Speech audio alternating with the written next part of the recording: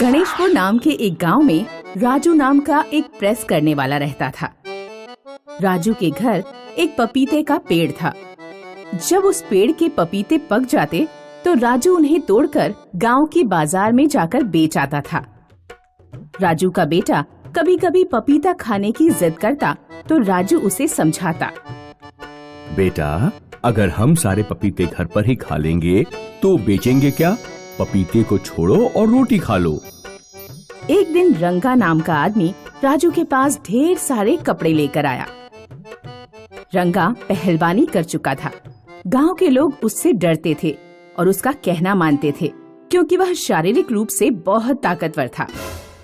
रंगा कपड़ों की गठरी राजू को देकर बोला, राजू, इन कपड़ों को बढ़िया करके धोना और प्रेस करना। 100 से ज्यादा कपड़े हैं। राजू इतने सारे कपड़े पाकर बहुत खुश हुआ क्योंकि इन कपड़ों से उसे 2-3 हजार रुपए की कमाई होने वाली थी। राजू, उसकी पत्नी और उसके बेटे ने खूब जमकर कपड़े धोए। ठंड में कपड़े धोते धोते राजू के बेटे को सर्दी लग गई और उसे जुकाम, खांसी और बुखार हो गया। मैं रंगा के कपड़े देकर पेमेंट लेकर आता हूँ, फिर दवा लेने चलेंगे। राजू जब रंगा के पास पेमेंट लेने पहुँचा तो रंगा ने तेवर बदल लिए। ठाकुर जी पर मेरे 5,000 आ रहे हैं, उनसे मेरा पेमेंट मिल जाए तो तुम अपने रुपए ले जाना या सीधे जाकर उन्हीं से मांग लो। तुम्हारे पैसे किसी के पास अटके हुए हैं, इससे मुझे क्या मतलब? मुझे मेरा पेमेंट चाहिए। मतलब तुम्हें गांव में किसी की परेशानी से कोई मतलब नहीं। जब मेरे पास ठाकुर जी से पैसे आएंगे तभी तो मैं तुम्हारे पैसे दे पाऊंगा। इतनी सी बात तुम्हारे समझ में नहीं आती क्या? मोटे ताजे रंगा से पतला दुबला राजू कुछ नहीं कह पाया। वह बेचारा चुपचाप अपने घर लौट आया। पिताजी, आपको पैसे नहीं मिले, क्या अब मेरा इलाज नहीं हो पाएगा? बेटा, ईश्वर सबकी मदद करता है। मैं तुम्हें गर्म पानी में नींबू निचोड़कर पिला दूंगा, उससे भी बुखार उतर जाता है। पिताजी, मेरा पपीता खाने का मन कर रहा है, एक पपीता तोड़ दो ना। राजू ने अपने बेटे के लिए पपीता तोड़ा। उसने जब पपीता काटा तो उसे अपनी आंखों पर विश्वास नहीं हुआ। पपीते के बीज सोने के थे। राजू ने पेड़ पर चढ़कर और पपीते तोड़े और उन सभी को काट काट कर देखा। हर पपीते के बीज सोने के निकले। राजू की माँ, राकेश बेटा, जल्दी यहाँ आओ, देखो हमारे पपीता में सोना निकला है। पपीते से निकला सोना बेचकर राजू ने अपना घर ठीक कर लिया और प्रेस करने का धंधा छोड़कर बाजार में कपड़ों की शानदार दुकान खोल ली।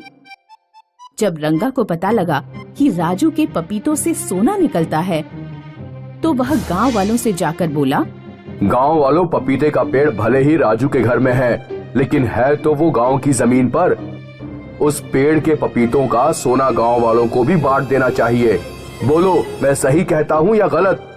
रंगा ने गांव वालों को खूब भड़काया और गांव वाले उसकी बातों में आ गए।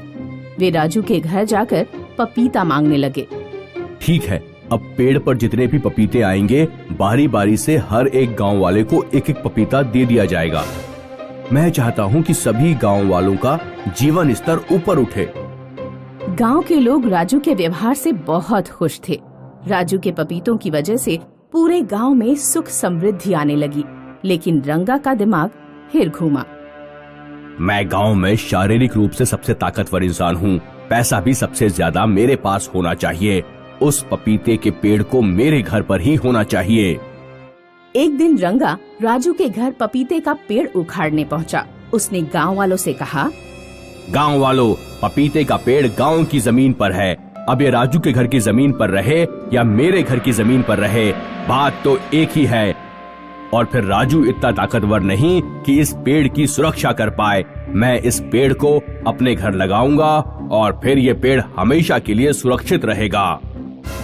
रंगा ने जैसे ही पेड़ उखाड़ा, उस पेड़ के सारे पपीते गिरकर फूट गए और उन पपीतों से काला धुआं निकला जो पूरे गांव में फैल गया। काले धुएं ने राजू के घर को छोड़कर गांव के बाकी सभी घरों को पहले जैसा गरीब बना दिया। रंगा, अगर तुमने पेड़ ना उखाड़ा होता तो सभी गांव वाले अमीर रहते। तुम्हारी वजह से गांव के लोग फिर से गरीब हो गए। गांव के लोगों ने मिलकर रंगा की खूब पिटाई की और उन्होंने रंगा को गांव से बाहर निकाल दिया। फिर राजू ने गांव के लोगों की मदद से अपने आंगन में पपीते का पेड़ दोबारा लगाया। कुछ दिनों में उस पर सोना देने वाले पपीते फिर से आने लगे।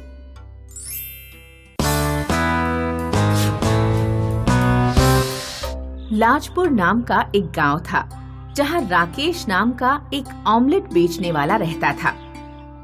राकेश अपने ठेले पर ऑमलेट और उबले हुए अंडे बेचता था। राकेश की गोल मटोल आकृति और अंडे का धंधा होने के कारण गांव के लोग उसे मजाक में अंडा कहकर बुलाते थे। अंडा भैया, जरा 2 ऑमलेट और 2 उबले हुए अंडे लगा देना। धर्मपाल भाई, बस अभी 2 मिनट में लगाता हूँ। ये बताओ, तुम्हारी बहू की तबीयत अब कैसी है? बुखार उतर गया या नहीं? हाँ, पिछले कुछ दिनों से थोड़ा आराम तो है। मुझे तो ये भी नहीं पता कि असलियत में बीमार है या बीमारी का नाटक कर रही है। इन पत्नियों का कोई भरोसा नहीं अंडा भाई। राकेश के मिलनसार व्यवहार के कारण लोग उसकी दुकान पर अंडे खाना पसंद करते थे। राकेश ठंडी के दिनों में अच्छी कमाई कर लेता था।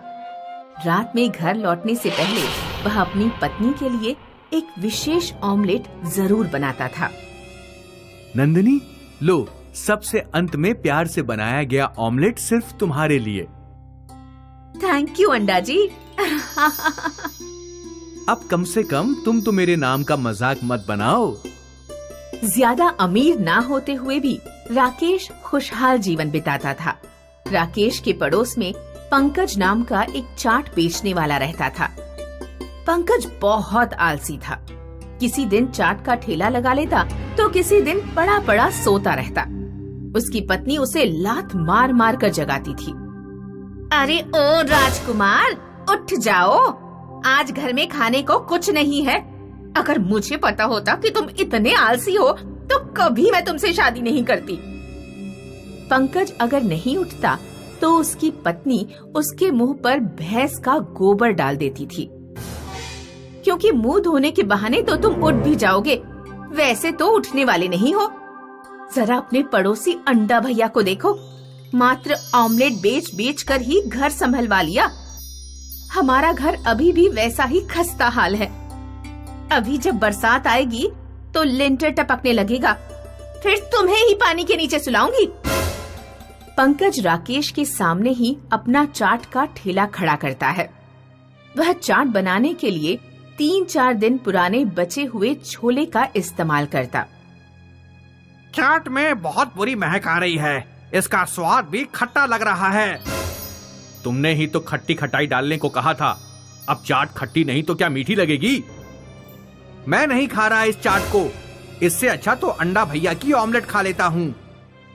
पंकज के खराब माल और अकड़ू स्वभाव के कारण ग्राहक उसके ठेले पर रुकते ही नहीं थे। वे उसका ठेला छोड़कर राकेश की दुकान पर अंडे खाने चले जाते। एक रात पंकज जब घर पहुंचा तो उसकी पत्नी बोली, आज 2-4 रुपए कमाए या नहीं? मुझे पैसे दो, सब्जी लेकर आनी है। इतनी रात बीत गई और तुमने अभी तक खाना ही नहीं बनाया, मेरा लौटने का इंतजार कर रही हो। जब सब्जी ही नहीं थी तो खाना किस चीज से बनाती? पैसे दो। मेरे पास पैसे नहीं हैं। पंकज की पत्नी गुस्से में घर छोड़कर चली जाती है। ये सब उस अंडे की वजह से हो रहा है। अगर वो मेरा पड़ोसी ना होता और मेरे सामने अपना ठेला ना लगा रहा होता तो ग्राहक मजबूरी में मेरी चाट खाते, चाहे मैं कितना भी पुराना माल इस्तेमाल करता। अंडे के धंधे का कचूमर निकालना पड़ेगा। एक रात जब राकेश और उसकी पत्नी शादी में गए हुए थे तो पंकज उनके घर में घुस गया। उसने राकेश के घर पर रखे सैकड़ों अंडे के ट्रे ठेले पर रखे और पूरा ठेला पहाड़ी पर ले जाकर सीधे खाई में फेंक दिया। राकेश अगले दिन जब शादी से लौटा तो उसने देखा कि सारा माल और ठेला गायब है। राकेश और उसकी पत्नी ने सोचा कि उनके घर डाका पड़ गया। दोनों बेचारे पूरे दिन दरवाजे पर बैठकर रोते रहे। सुनिए जी, इस तरह हाथ पर हाथ रखकर बैठे रहने से कुछ नहीं होगा।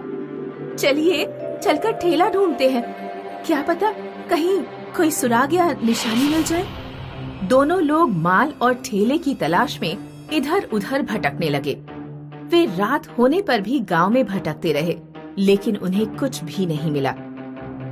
आखिरकार जब वे निराश होकर घर लौट रहे थे तो उन्हें जंगल से ऐसी आवाज आई कि जैसे कोई बड़ा पत्थर जमीन पर गिर गया हो। दोनों जंगल में गए तो उन्होंने देखा कि एक विशाल अंडा कहीं से जमीन पर गिरा है। इतना बड़ा अंडा तो मैंने आज तक नहीं देखा। इसके आकार को देखकर लगता है कि ये किसी बहुत बड़ी मुर्गी का अंडा है। राकेश ने एक बड़ी सी ट्रॉली का इंतजाम किया और अंडे को अपने घर ले आया। अंडा तो हम ले आए, लेकिन इतने बड़े अंडे का इस्तेमाल क्या होगा? अगर इसे तोड़ा गया तो इसका सारा तरल बाहर निकल आएगा। इसे पूरा तोड़ना बेवकूफी होगी। राकेश सीढ़ी से अंडे के ऊपर चढ़ा और उसने छेनी और हथौड़े से अंडे में एक छोटा सा छेद किया। अंडे में छेद होते ही उसका तरल फव्वारे की तरह बाहर निकलने लगा। राकेश ने अंडे पर एक पाइप और टंकी लगा दी। पाइप और टंकी के सहारे से अंडे का तरल जरूरत के हिसाब से बाहर निकाला जा सकता था। राकेश ने दोबारा अपना धंधा शुरू किया। दूर दूर गांव के लोग इतने बड़े अंडे का ऑमलेट खाने के लिए आने लगे। राकेश का मुनाफा पहले से भी 2 गुना हो गया। लोग अंडा खाने नहीं बल्कि देखने भी आते थे। उधर पंकज राकेश की बढ़ती कमाई देखकर जलकर राख हो जा रहा था। बड़ा अंडा, इसे भी खाई में फेंक दूंगा। राकेश और उसकी पत्नी सुबह अधियारे ही उठ जाते थे। एक दिन पंकज उनके घर कुछ सुबह सुबह पहुंच गया। उसने राकेश और उसकी पत्नी पर बेहोश करने वाला स्प्रे छिड़क दिया। राकेश और उसकी पत्नी बेहोश होकर गिर गए। फिर पंकज ट्रैक्टर और ट्रॉली से विशाल अंडे को पहाड़ी पर ले गया। इतने बड़े अंडे को खाई में फेंकने से पहले इसे कुल्हाड़ी से फोड़कर देखूंगा। इसे फोड़ने में बहुत मजा आएगा। पंकज ने जोर से अंडे में कुल्हाड़ी मारी। अंडे से पानी का इतना तेज प्रेशर निकला कि पंकज के पांव जमीन पर टिके नहीं रह सके और वह खाई में गिरकर मर गया।